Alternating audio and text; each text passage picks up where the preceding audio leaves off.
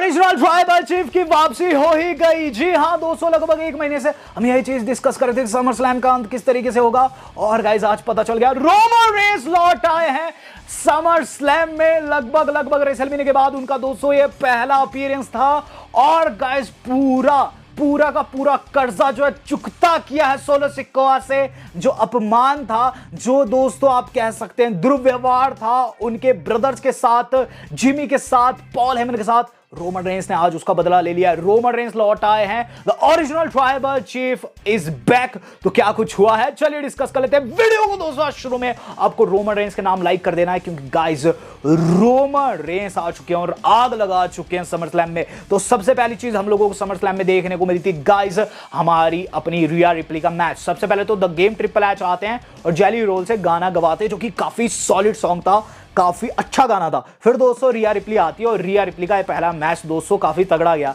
यहां डॉम के साथ आती है, लेकिन गाइस एंड में जो कुछ हुआ काफी अकेला वहां महसूस किया होगा रिया रिप्ली ने। होता क्या मैच में कि गाइस लिव मॉर्गन के खिलाफ मैच था, वर्ल्ड हेवीवेट टाइटल दांव पर था। वहां दोस्तों लिव काफी गंदे तरीके से पीट रही थी रिया को।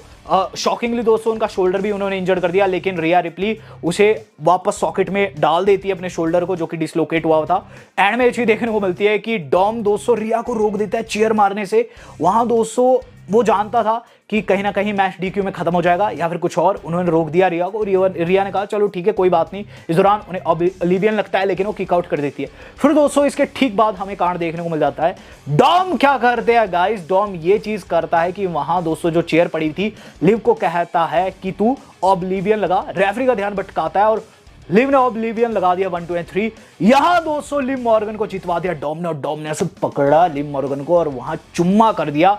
रिया रिप्ली का चेहरा देखने वाला था। तो शुरुआत में धोखा मिल चुका था रिया को, और गाइस चैंपियनशिप भी रिटेन हो चुकी थी लिव के द्वारा। हम लोग देख रहे हैं दोस्तों डेमियन प्रिस्ट का गुस्सा। डेमियन प्रिस्ट गुस्साए तिलमिलाए दोस्तों जजमेंट डे के मेंबर से पूछते हैं कि डॉम कहां है।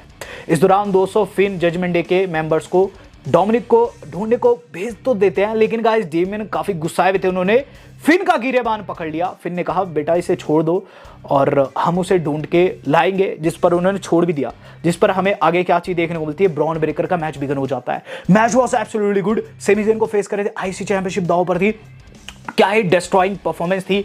यहां ब्रॉन ब्रेकर दोस्तों मैच को जीत गए, 2 स्पीयर उन्होंने लगाए, और गाइस मैच के अंदर उन्होंने एक सक्सेसफुल विक्ट्री प्राप्त की है। जिसके बाद दोस्तों हम लोगों को अगला मैच देखने को मिला। तो ब्रॉन ब्रेकर के आईसी चैंपियन बनने के बाद जो अगला मैच था वो था लोगन पॉल का। तो यूएस चैंपियनशिप दांव पर थी, और गाइस एमजी के मशीन गन कैली के साथ एंड्रेस ली दोस्तों वहां लोगन पॉल ने। और गाइस एलए नाइट का मैंने आपको बताया था कि वो कार में आएंगे और कार को तोड़ेंगे, तो वही उन्होंने चीज की। उसका एक विंडो उन्होंने तोड़ा, फिर आते रिंग के अंदर मैच बिगन होता है। मैच के एंड में दोस्तों हमें मशीन गन कैली का बड़ा रोल देखने को मिलता है। लोगन पॉल का दोस्तों एक जो मून सॉल था ना, काफी तगड़ा था और काफी अच्छी परफॉर्मेंस भी थी, लेकिन एलए नाइट दोस्तों यहां ऑड फेवरेट थे। तो हमें क्या चीज देखने को मिलती है कि जो मशीन गन कैली के लड़के हैं उन्हें एलए नाइट पीट देते हैं, जिस पर एमजीके क्या करते हैं, एमजीके बेसिकली रैपर है, वो क्या करते हैं कि अपने दोस्त लोगन पॉल को ब्रास नकल देते हैं। ब्रास नकल यूज भी कर देते हैं लोगन पॉल, लेकिन गाइस एलए नाइट ने वहां बीएफटी लगा दिया और गाइस यहां यूएस चैंपियनशिप जीत ली है।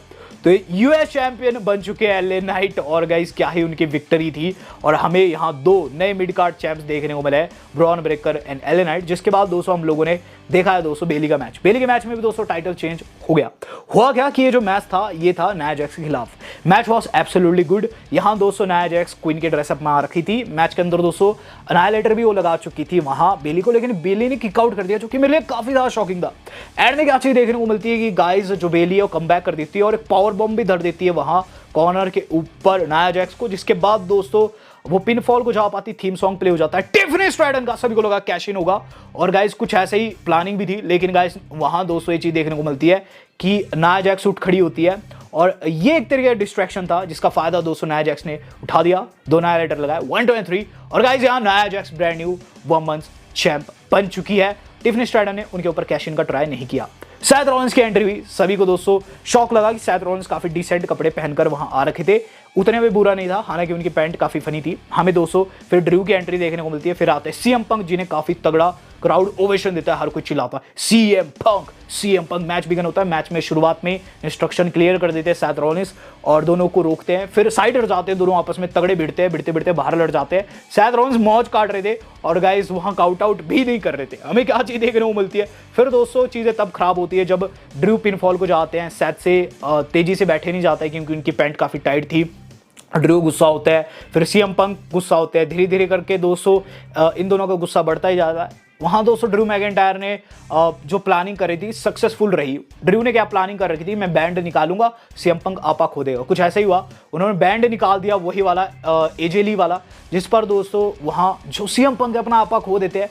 वहां गाइस एनाकोंडा डिवाइस जो कि उनका सबमिशन है उसके लिए जाते हैं, लेकिन वो देखते हैं बैंड लगा हुआ है, वो उसे उतारने लग जाते हैं। सीएम पंक कितने गुस्साए हुए थे कि गाइस उनसे रहा ही नहीं गया और गाइस उन्होंने सैथ रॉलिंस को वहां लगा दिया जीटीएस और इसका फायदा ड्रू मैकिंटायर को मिला, जो कि लो ब्लो धर दिए दोस्तों सीएम पंक को। और रेफरी चूंकि नीचे गिरा था उसे पता नहीं था, यहां दोस्तों फिर क्लेमोर लगा दी ड्रू मैकिंटायर ने और सैथ रॉलिंस ने पिनफॉल ले लिया। तो ड्रू मैकिंटायर दोस्तों इस गहमा गहमी में और खासकर रिस्ट बैंड की वजह से आज मैच को जीत गए और रिस्ट बैंड अपने साथ ले भी जा चुके हैं। और कुल मिलाकर दोस्तों सीएम पंक की यहां तगड़े वाली हार हुई है। एक चीज श्योर है कि आगे जाकर सैथ और पंक बनेगा, लेकिन अभी के लिए दोस्तों मुझे ऐसा लगता है ड्रू एंड पंक की राइवलरी डब्ल्यू वाले कंटिन्यू रखने वाले हैं। हम लोग देख रहे हैं दोस्तों बैकस्टेज सेगमेंट डेमियन प्रिस्ट का। फिर से डेमियन प्रिस्ट माफी मांगते हैं फिन से। फिन कहते हैं कि मैं भी तुझसे माफी मांगना चाहता हूं, जो कुछ हुआ गुस्से में हुआ। डेमियन प्रिस्ट का अगला मैच था वर्ल्ड हेवीवेट टाइटल दांव पर था, गंथर ओपोनेंट थे। मैच के अंदर दोस्तों होता यह है कि गंथर काफी डोमिनेट करते शुरू में, लेकिन गाइस जब डेमियन प्रिस्ट ने मारना शुरू किया ना, बिल्कुल चेस्ट से खून निकाल दिया। पहली बार देखा दोस्तों मैंने किसी सुपरस्टार को किसी की चेस्ट से खून निकल रहा है। गंथर की चेस्ट बिल्कुल लाल थी ऑलरेडी, लेकिन फिर खून ही निकलने लगता है। गंथर दोस्तों इसे खून को मैट पर लगाते हैं और फिर दोस्तों तगड़े मूव साइड लगाते हैं। इस दौरान दोस्तों डेमियन की असली पावर देखने को मिलती है, जो कि तगड़े तरीके से टेक आउट कर देते हैं गंथर को। एंड में एक चीज देखने को मिलती है, फिन बैलर वहां आ जाते हैं, जो कि मदद को आते हैं, डेमियन की मोरल सपोर्ट को आते हैं, लेकिन उन्होंने घटिया हरकत कर दी जहां दोस्तों जो हमारे अपने डेमियन प्रिस्ट चॉक स्लैम लगाते हैं गंथर को। फिन बैलर ने गंथर का पैर रोप के ऊपर रख दिया, शॉकिंगली अपने भाई को धोखा दे दिया। जब डेमियन ने ये बिग स्क्रीन पर देखा तो उन्हें गुस्सा आ जाता है, वो फिन की ओर बढ़ते हैं, लेकिन उन्हें चोक होल्ड में फंसा देता है गंथर। चोक होल्ड तोड़ देते हैं दोस्तों डेमियन प्रिस्ट, बिल्कुल दोस्तों अंडरटेकर जैसी वाइब्स आई उनसे। लेकिन फिर दोस्तों जैसी गिरबान पकड़ते हैं फिन का, वहां दोस्तों गंथर उन्हें पावर बम लगा देते हैं और दूसरी बार जब चोक किया तो डेमियन प्रिस्ट बेहोश हो गए। और यहां दोस्तों हमें Gunther brand new champion crown होते हुए नजर आए। तो फिन के धोखे की वजह से दोस्तों यहां गंथर आज वर्ल्ड हेवीवेट चैंपियन बन गए। हम लोग देख रहे हैं दोस्तों द मिज एंड आर्थर को, जो कि रिंग में आ चुके हैं। ये चीज बता रहे हैं कि 57,000 लोग समर स्लैम का हिस्सा है। इसी दौरान दोस्तों वहां आ जाते हैं ऑस्टिन थ्योरी एंड वॉलर, जो कि बेइज्जती मारते हैं वहां के लोगों की, और जेली रोल की, जो कि सिंगर है। जेली रोल को गुस्सा आता है, रिंग के अंदर जाते हैं, चेयर लेकर आते हैं और इसी दौरान आर्थर एंड जो द मिज रिंग के अंदर खड़े थे मदद करते हैं जेली रोल की। जेली रोल ने इन दोनों को चेयर से पीट दिया। ऑस्टिन थ्योरी को तगड़े वाला चॉक स्लैम भी उन्होंने वहां लगाया और साथ ही साथ नफल शफल भी लगाए। तीनों ने मिलकर ऑस्टिन थ्योरी की गंदे वाली यहां पिटाई हो गई। हम लोग देख रहे हैं दोस्तों main event of the evening, solo Sikoa की एंट्री होती है और उसके बाद जो कोडी की एंट्रेंस थी ना, वो एडब्ल्यू से इंस्पायर थी। वो अपनी वैनिटी वैन से निकलते जहां उनका कुत्ता था, वही वाला जो कि एडब्ल्यू में लेकर वो आते हैं व्हाइट कलर का। और फिर दोस्तों आर्न एंडरसन दिखाई देते हैं जो कि मैनेजर थे उनके एडब्ल्यू में। आर्न एंडरसन बताते हैं कि सोलो सिकोआ काफी गलत बंदा है, उसने अपने गुर्गे रखे होंगे, लेकिन तुझे भी सपोर्ट मिलेगा। वो रोमन रेंज की लेगेसी को खराब करके यहां तुझे हराने की कोशिश करेगा, लेकिन तू ये मत भूल मैं तेरे साथ हूं। मैंने कुछ फोन कॉल्स लगाई है और तेरे सपोर्ट में वहां बंदे रहेंगे। तो कुछ वैसे दोस्तों मैच में भी देखने को मिलता है।